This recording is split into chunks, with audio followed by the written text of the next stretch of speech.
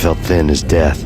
I've been living on an endless supply of week-old donuts. They were fuel for this crazy furnace inside my head. I couldn't remember when I had last seen the sun. I was on a permanent graveyard shift. When the darkness fell, New York City became something else, any old Sinatra song notwithstanding.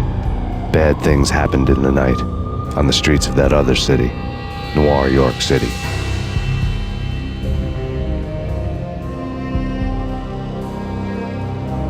I was in an all-night diner, downing cup after cup of coffee that tasted like engine oil, when a new message from BB got me back on the killer track. What the hell happened at Roscoe Street? Maxie, I'm going out on a limb here. We need to talk this through, come up with a plan. 2:30 a.m., the Choir Communications Garage. The more I thought about Alex's murder and the frame-up, the more it felt like an inside job. I should have seen it coming. BB had sold me out, and now he wanted to finish what he'd started.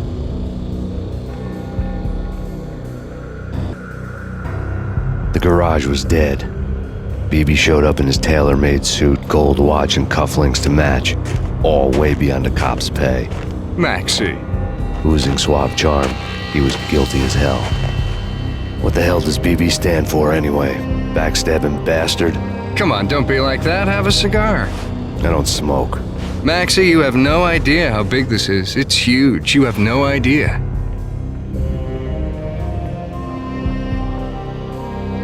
I think I do. You're a bribe-taking bent cop who sold out his partner. Those mobsters in the subway were a dead giveaway. Hard to miss. Bet it was exactly like this with Alex. Up close and personal. You can't win this one, Max. No, but I can make damn sure none of you do either. BB turned out to be another cardboard cutout bad guy.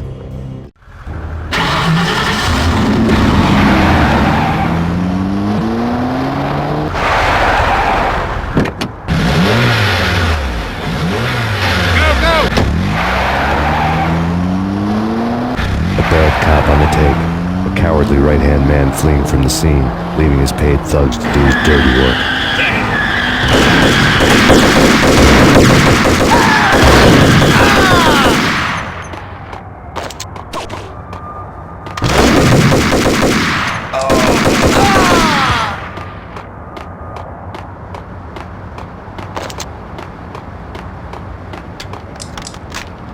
Hey, yeah.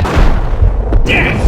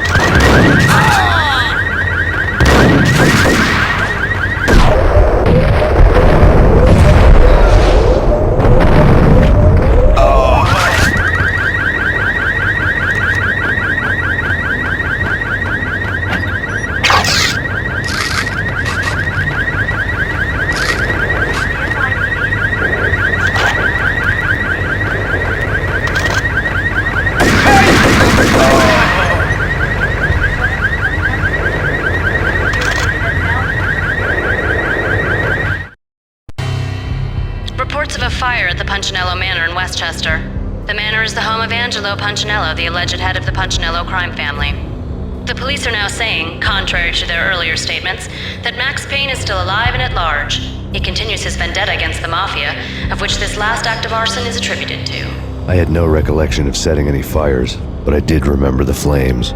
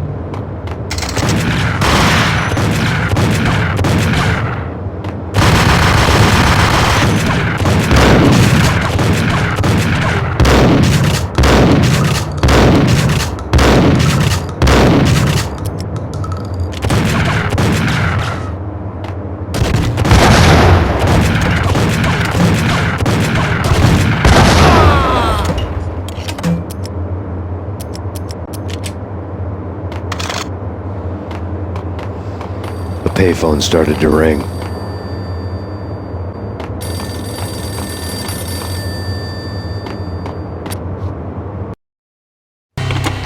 Yeah. Max Payne? Whatever does it for you. This is Alfred Woden. I can give you the name of your enemy. Come to the Asgard building presently. We are expecting you.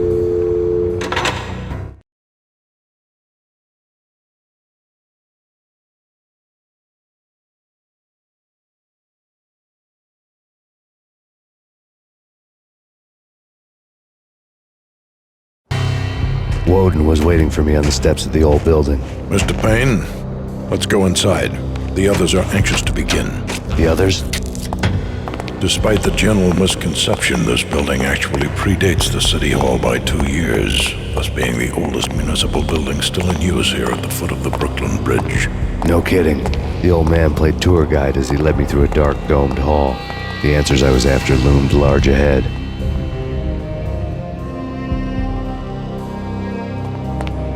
Mr. Payne, I would like to introduce you to my colleagues in what we call the Inner Circle. You've been watching too much X-Files. You have seen the files on Project Valhalla. We can fill the gaps, provide you with the information missing from those files. We were all involved in the early stages of the project during the Gulf War. What's the catch? We would very much like to blow this thing wide open, but our hands are tied.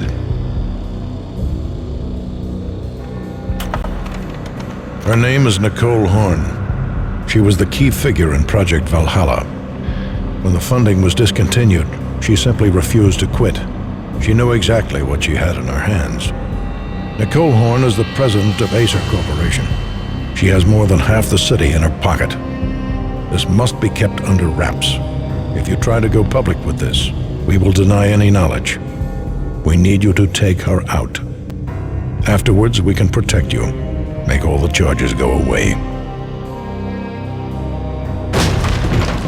That was the cue for the killer suits to kick in the doors and swarm inside.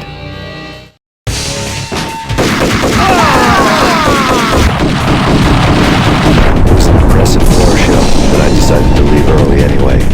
It was only a one-story fall. Lucky me.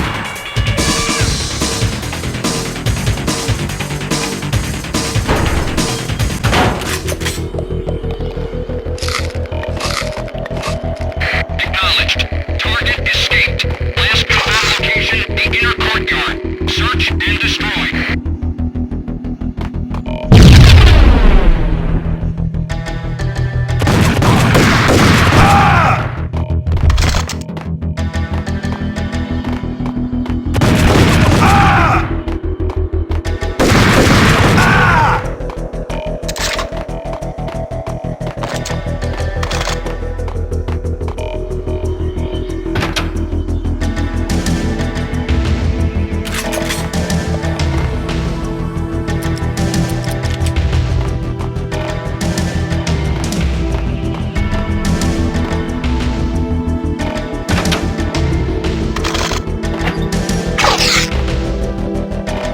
One of the monitors showed what was left of the Inner Circle. On screen, the so-called corpse of Alfred Woden stood up, miraculously waking from his dirt nap, looking smug among his dead pals. In the land of the blind, the one-eyed man is king. I didn't know how he'd pulled it off, but it was a pretty slick way to get out of all his promises. Most of what he had said fit too well to be a load of crap.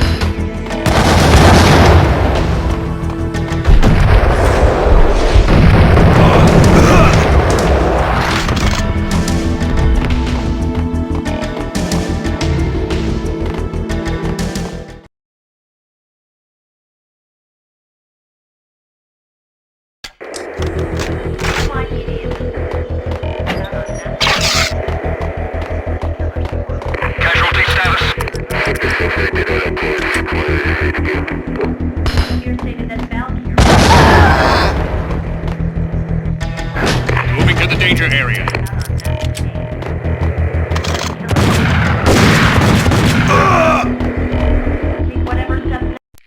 And what is your answer to those saying that he's actually providing a service long overdue to the city? This crusade nonsense has gone too far. He's out of control. It must stop. He will be stopped. That was Deputy Chief Jim Rivera from the New York City Police Department.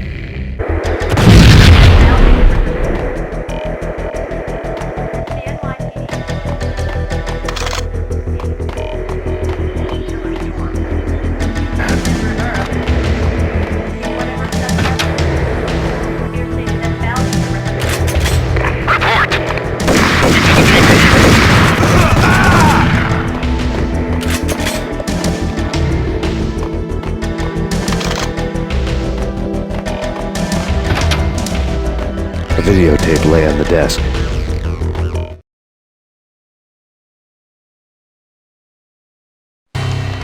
Nicole Horn had blackmailed the inner circle into silence. The tape came with a curt extortion note on a piece of expensive paper. I remembered Candy Dawn taping her clients in action on the side, selling the tapes to the highest bidder. I was sure that kinky sex was nowhere near Alfred Woden's worst sin, but I had a feeling that when this was over, any collateral would come in handy.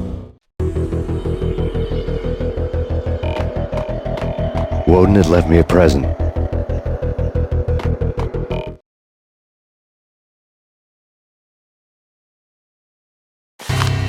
Woden had taken care of my mission preps with military precision. The critical areas in the Acer Corporation headquarters blueprints were circled in red. The president's office was at the top of the building, right below her penthouse suite. The elevators were controlled by a security computer, part of the mainframe located underground below the building. The high-rise was sealed as tight as a sci-fi fortress.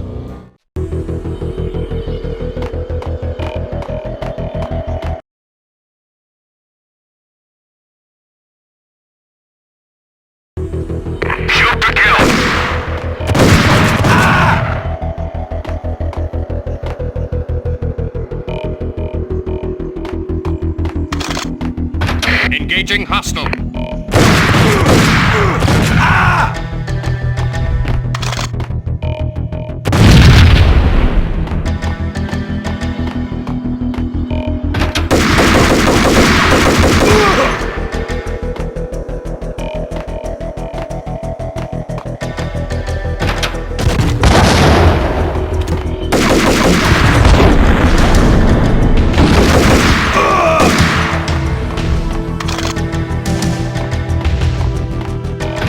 Best movie ending ever? Gotta be Butch Cassidy and the Sundance Kid. A hero's end, going out with guns blazing. Never heard of it. No? Okay, newer stuff then. The Usual Suspects, where Spacey walks out of the police station and suddenly loses his limb. Or hey, Seven, where Brad Pitt gets to that head-sized blood-soaked cardboard box. Now I know. Freaking zombie demons from outer space. Drowning in blood was cool. Oh, why do I even bother? Sometimes... What the? Hey, hold it.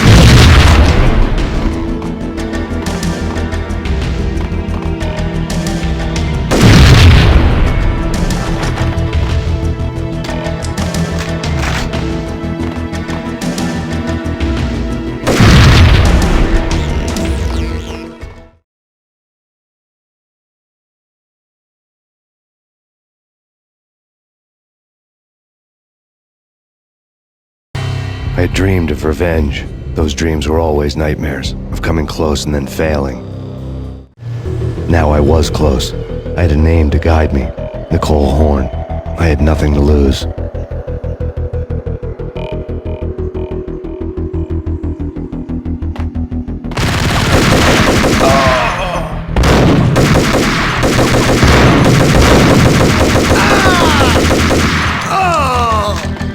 The inner circle had quite a track record.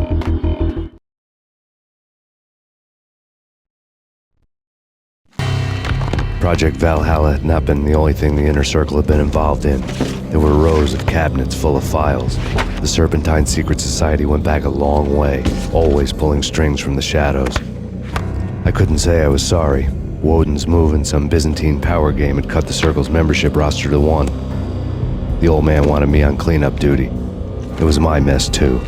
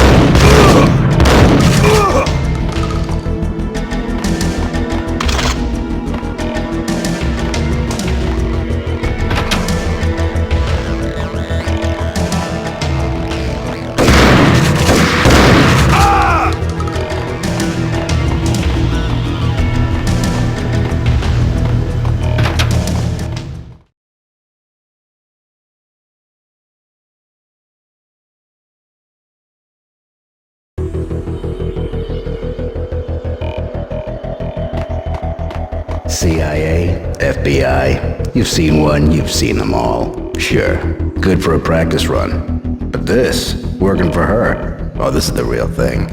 The money's astronomical. And best of all, you get to kill any scumbag who gets in your way. License to kill, like James Bond. Request assist.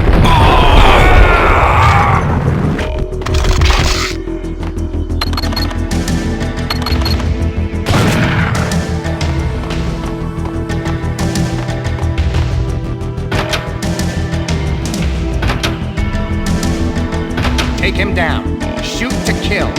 Let's finish this.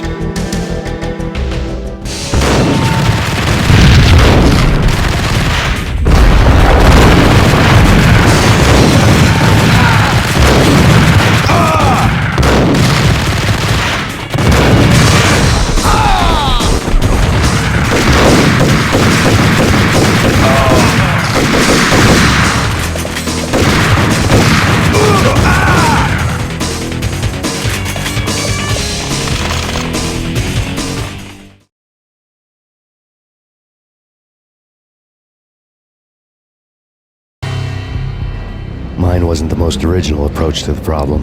It wasn't as if it hadn't all been done before. An eye for an eye, the first principle of revenge. Old as dirt, still going strong. The cardinal rule in going after someone with an intention to kill was not to make it personal, which it almost always ended up being anyway. It did with me.